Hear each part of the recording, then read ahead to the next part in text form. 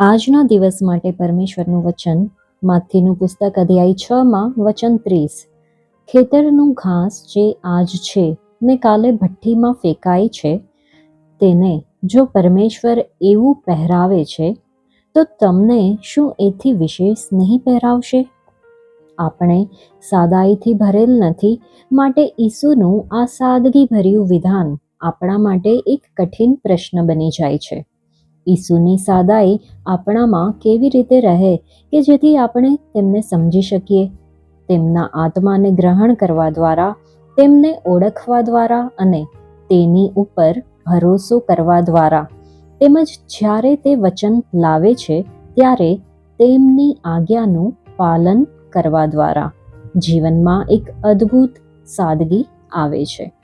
ઈસુ આપણને કહે છે કે વિચાર કરો કે જો પરમેશ્વર ખેતરના ઘાસને એવું પહેરાવે છે તો તમને તે કેટલું વિશેષ પહેરાવશે.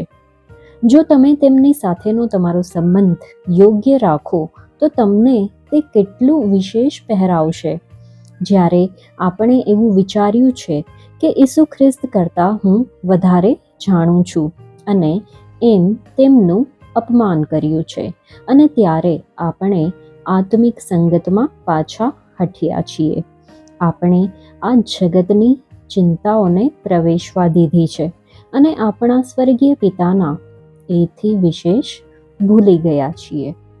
આકાશના પક્ષીઓને જુઓ, વચન 26 લખેલું છે. તેમનો મુખ્ય ઉદ્દેશ એ છે કે તેઓ પરમેશ્વરે તેમનામાં મૂકેલી અંતઃસ્ફુરણાને આધીન થાય, કેમ કે પરમેશ્વર પોતે તેમની દેખભાળ કરે છે.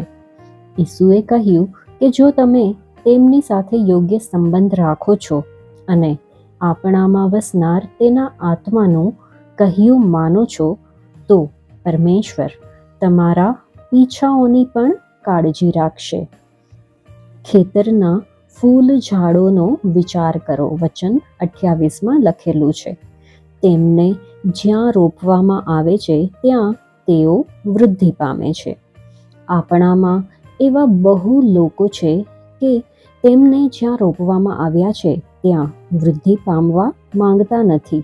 પરિણામ રૂપે આપણે ક્યાંય પણ જડ નથી પકડતા. ઈસુએ કહ્યું કે આપણામાં મૂકવામાં આવેલ પરમેશ્વરના જીવન અનુસાર જો આપણે ચાલીશું તો તે બાકી બધી બાબતોની સંભાળ રાખશે. શું ઈસુ ખ્રિસ્તે આપણને જૂઠું કહ્યું? શું આપણે એથી વિશેષનું જે વચન તેમણે આપ્યું છે તેનો અનુભવ કરીએ છીએ? જો તે અનુભવ નથી કરતા તો તેનું કારણ એ કે આપણે પરમેશ્વરે આપેલા જીવન અનુસાર નથી ચાલતા અને ગૂંચવી નાખનાર વિચારો અને ચિંતાઓથી આપણા મનને અવ્યવસ્થિત કરી નાખ્યું છે.